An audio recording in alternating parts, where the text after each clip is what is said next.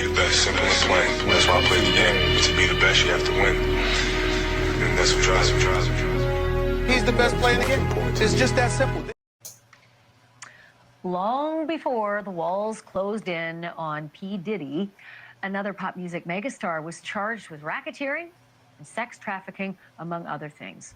And he was convicted 2 times. R. Kelly has spent the last 3 years, almost to the day, in a medium security federal prison in Butner, North Carolina. His 2022 trial in Brooklyn ended with a sentence of 30 years. His 2023 trial in Chicago got him 20 years as well. And they're supposed to run mostly at the same time. But now R. Kelly wants out. And he says his life depends on it. He says that every minute he spends locked up at Butner, he is in danger. And why? The way his lawyers tell it, prison officials want R. Kelly dead. You heard me. The government, they say, has put a target on the singer in prison. And what's more, Kelly's lawyers say the Bureau of Prisons conspired with one of his fellow inmates, a member of the Aryan Brotherhood, to murder him. Now, what could be the reason that they want to take Kells out? We all know Kells' catalog is worth a lot of money. Could that be the reason? Who owns Kells' catalog? We will be getting into that after this. I'm joined now by Beau Brindley, attorney for R. Kelly. Mr. Brindley, I'm so glad to have you on this show. Thanks so much for being a guest. I mean, what I just read, what I just said, it just all sounds very fantastical.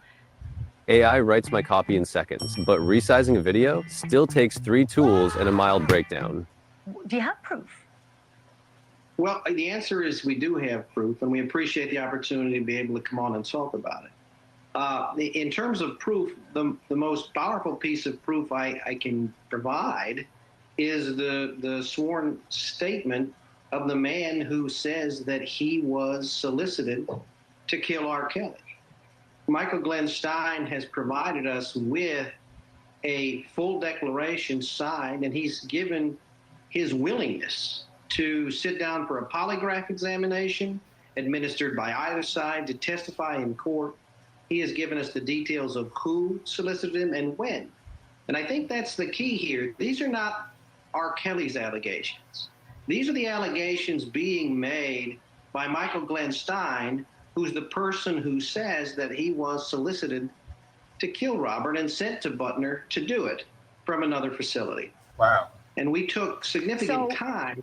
Well, I don't mean to interrupt. Go ahead.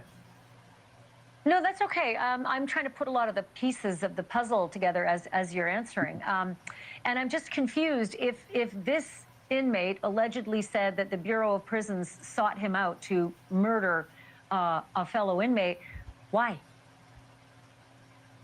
Well, that's an excellent question, and the answer to that is also pretty clear.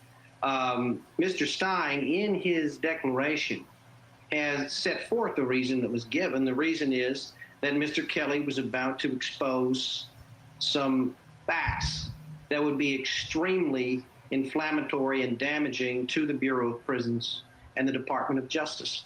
And because of that, the Bureau of Prisons instructed Michael Glenn Stein to go to Butner and execute R. Kelly. And Mr. Stein made clear and gave us extraordinary detail when we spoke to Mr. Stein. We didn't use this until we actually went down and met with Mr. Stein for hours.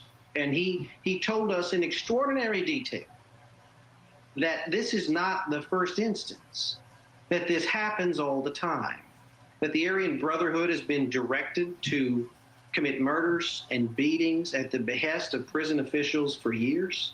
People have been killed who pose problems for officers, for lawsuits, and it happens. According to Mr. Stein, not only will he tell you that it happens, he will explain, when given the opportunity in great detail, all of these murders in which he has participated, which he has directed other Aryan Brotherhood people to do. Wow. This being Wait a minute. Listen to what he for said. lawyers, commit murders and beatings. But this is not the first instance. Wow. That this happens all the time. That the Aryan Brotherhood has been directed to commit murders and beatings at the behest of prison officials for years. People have been killed who pose problems for officers, for lawsuits. And it happens. According to Mr. Stein, not only will he tell you that it happens, he will explain, when given the opportunity in great detail, all of these murders in which he has participated, which he has directed other Aryan Brotherhood people to do. This being the one, the most recent. Can I ask you to just, yeah, like murder's a big deal, right? I think we can all agree on that. And putting a target on someone's head, kind of a last resort. What kind of information are we talking about that allegedly R. Kelly is in possession of that would be unflattering to the government at a level that would, you know, suggest that a hit was put on his head? Well, let me say it this way. It's not allegedly having evidence. We do have evidence, and one piece of evidence we've already presented in the... Hey, he had to stop her right there. He said, no, it's not allegedly. We do have evidence. Look, she's trying to cover us, so no, he letting her know, no, we got the evidence. Form of a signed declaration from Keyshawn Mogadamudi, Robert's former cellmate. And what he describes is having been solicited by prosecutors who are offering him a reduced sentence in exchange for stealing Mr. Kelly's privileged attorney-client correspondence, funneling it through an identified Bureau of Prisons officer, a corrupt officer, and then that was provided to the U.S. Attorney's Office. This man has made a statement, and both he and Mr. Stein are making statements that are absolutely not in their own personal interest, and yet they've done it anyway. And so we do have that evidence, and what that evidence means is we're talking about prosecutors and Bureau of Prison guards, not just guards, but officials, people that are officers. We're talking about these people committing crimes. The theft of Mr. Kelly's mail was a crime, and it was a violation of his constitutional rights. On top of that, there's another prison guard against which a lawsuit is pending, Tawana Ingram, who also stole other attorney-client correspondence. Let me jump in here. Because I've been around the block as you have as well. And if I had a dime for the number of inmates who lied under oath, on the stand, you name it, I'd be on a yacht in the Med. However, suggesting that the government thinks that this alleged behavior of a cellmate of R. Kelly's is so egregious that the only remedy is to solicit murder sounds a bit crazy. Again, given it would be their word against an inmate. So you see where I'm coming from, right? That's why it sounds fantastical. And I guess the other question to add to that is that if the threat is over, meaning the man allegedly solicited to kill R. Kelly has come clean and said, I won't do it, I'm going to sing like a canary instead. Wix gives you the power of AI to build the website you need. Where's the threat? The threat is the other members of the Aryan Brotherhood, another one of which has been identified, who has been asked to carry out what Mike Stein has been unwilling to do. That's what you have to understand. What we're talking about here is government officials who committed crimes, and people in the Bureau of Prisons that committed crimes. Crimes that the current administration, the current Department of Justice will have no sympathy for, I guarantee. And those people have benefited in going after R. Kelly and making their names and getting their publicity and all of that. And now the truth is they did it through constitutional violations. They did it through crimes. That Tawana Ingram, the Bureau of Prisons officer that stole his correspondence, there was a search warrant, they proved it, and they said they were going to investigate the U.S. Attorney's Office. You know what happened to her? She got her full pension. She walked away, retired, and was not charged. And she did it as an officer. Well, now, if there was not corruption behind that, I don't understand how that could be. Right, an inmate doesn't have a pension. So what would possibly be the incentive for an inmate to commit a murder in prison at the behest of the government? Like, what benefit? What do they get? It depends on the circumstances. But Mr. Stein says is oftentimes what they get is the ability to traffic narcotics freely throughout the facility. What they get is the ability not to be searched. But in this instance, what Mr. Stein has clearly said he gets is the opportunity to be free. I mean, they have said to Mr. Stein, according to him, they have said that if he is to do this, he is a terminal cancer patient. He's going to die in the near future. That's a fact. And they have said that he will be transferred and he'll get the opportunity to walk away. And Michael Glenn Stein has a history of escaping from Bureau of Prisons. He escaped previously. That's why he spent so long at the ADX Supermax in Florence. And all of a sudden, he was moved to this relatively low security facility at Butner and put near R. Kelly. That's a fact. And the other fact is, go ahead. Well, I was just going to say I'm out of time in this Why segment. She keep cutting him off? She keep cutting this man off, and she don't want him to say what he's saying. However, I would like to keep the conversation going with you. I know you have other, options. You're suggesting that maybe even Donald Trump might consider pardoning R. Kelly, though I'm not sure what's in it for Donald Trump. Could you keep me apprised on your efforts to get him, ankle bracelet release and home detention, and your efforts in seeking a federal pardon? You keep us apprised on that? Absolutely. We're going to seek every opportunity to, one, make sure that Robert Kelly doesn't get killed, and number two, to see that he is freed based on what we believe to be and will prove to be a corrupt prosecution, the kind of which President Trump has promised to eradicate. And I believe he's the only person. Prosecutions? What? What was your... Like, why does she keep doing this to this man? This lady is irritating. Corrupt prosecutions? There were two separate ones. There were two separate ones. Yes, but the evidence being provided was both of them. Okay. Absolutely. Both of them received. Okay, keep me posted. I gotta go, yes, but Bo Brindley. Look at her, but you was getting your points across, but you want to stop him in the mid sentence when he's trying to tell you the reason why everything. This lady is getting on my nerves.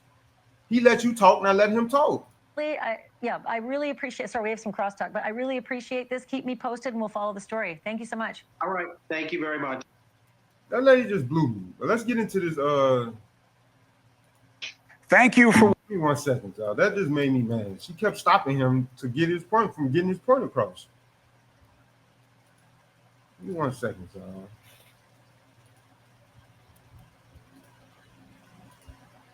Kelly's catalog and his music.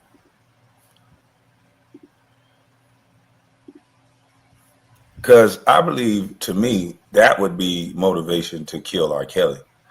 It says, if this is true, it says R. Kelly's music recordings are primarily owned by RCA, a division of Sony Music. His songwriting copyrights are controlled by Universal. Oh my goodness. Universal and Sony, whoever owns his songwriting copyrights, man, they're going to be rich forever. I'm talking about, do y'all understand that if R. Kelly died and Universal, all the stuff this man written down, actually, he didn't even write it. He usually just sang it out, but they own all of his copyrights to his song. Sony, RCA, a division in Sony, and then Universal owns the songwrite copyrights are being controlled by Universal. So anytime you need a song from R. Kelly or a verse, if he's no longer with us, you're going to be having to contact Sony to get paid, to get clearance for that verse, and you're going to have to pay them for that. It's not going to be going to R. Kelly's family, and it's not going to be going to his children or his estate. All of this stuff that this man has ever done is going to be going to white people. Yep. I hate to say it like that, but I told y'all, there's a lot of people that don't know how to make money in this world. They just know how to take it. They know how to take shit. And there's some people that just watch everything you do. And we got to start questioning now. With all these late greats, as far as entertainers and singers, the way they passing away, and then whatever they accomplish goes to somebody else except their family, we got to start questioning the death of those people. We have to. And they calculate on how to take it from you. And they usually use whatever addiction, whatever your niche or whatever that thing is that you do that could be harmful to you, they give you more of it. And R. Kelly is going to be another guy who is super, super talented. And none of the hard work or none of the money, none of the things that he's done in his lifetime is going to go to his family.